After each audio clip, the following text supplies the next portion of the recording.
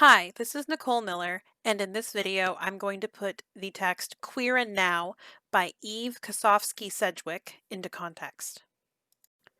Eve Kosofsky Sedgwick was born in 1950 and died in 2009 of breast cancer.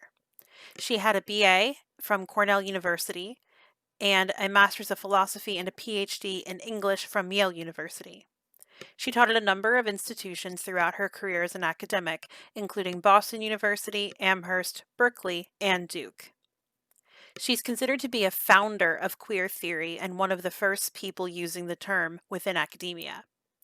She was not just a scholar, she was also a poet, and published at least 2 books of poetry during her lifetime. Queer and Now was first published in 1993 in the book Wild Orchids and Trotsky: Messages from American Universities. This book was a collection of essays from academics in which they addressed the attacks on liberal education and political correctness that were happening at the time.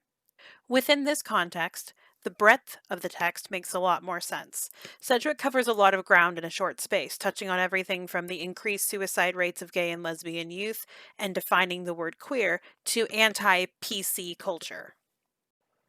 Anti-PC culture was all the rage at the time that Queer and Now was published.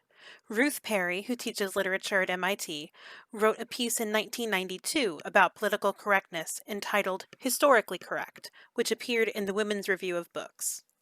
In it, she discusses how the phrase seems to have a different meaning every time you hear it. Some use it as a weapon, something to rage against.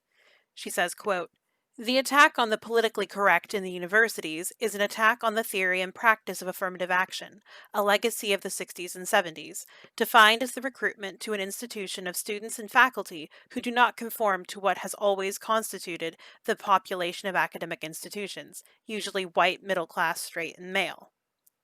However, some also use it ironically, as Sedgwick cites in Queer and Now, and some fall in between the two.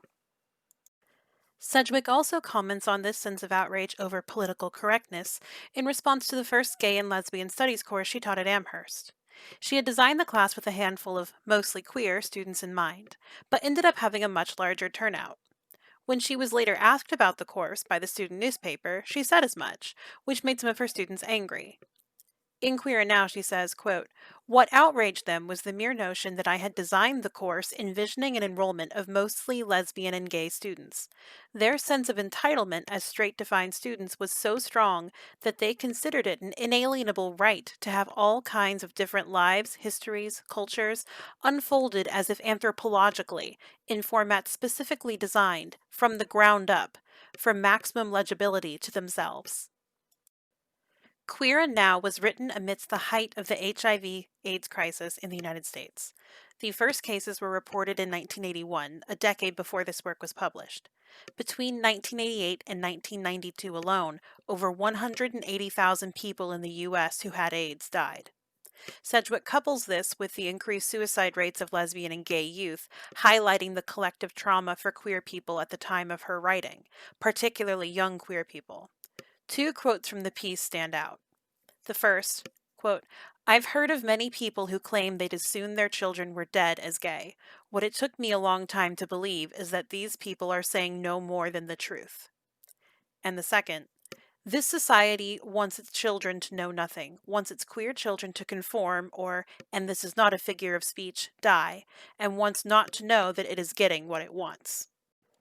The last part of the second quote references the fact that in 1989, the U.S. Department of Health and Human Services chose not to release statistics that they found which showed that lesbian and gay youth were more likely to attempt suicide than their straight counterparts. She is also referencing the, as she puts it, quote, "routine denial to sexually active adolescents, straight and gay, of the things they need: intelligible information, support and respect, condoms, to protect themselves from HIV transmission." In my research for this assignment, I came across an article about Sedgwick written by Anne Pellegrini, an associate professor of performance studies and religious studies at New York University, where she also directs the Center for the Study of Gender and Sexuality. This article was published shortly after Sedgwick's death in 2009 and was written in memoriam. There were 2 standout quotes in this article that I feel really give an idea of Sedgwick's work and her perspective. The first, quote, "A through line in Sedgwick's work is the way she joins humility to fierce protectiveness of difference," end quote. I feel like this is incredibly important in relation to Queer and Now, where you see her trying to define family and sexual identity by coming up with common characteristics used to describe both of those things. The second, quote, "For Sedgwick, the queer studies or queer theory that could not make room for self narratives that did not fit the frame of academic theory was not worth having or presenting." And I feel like that's the perfect note to end this on.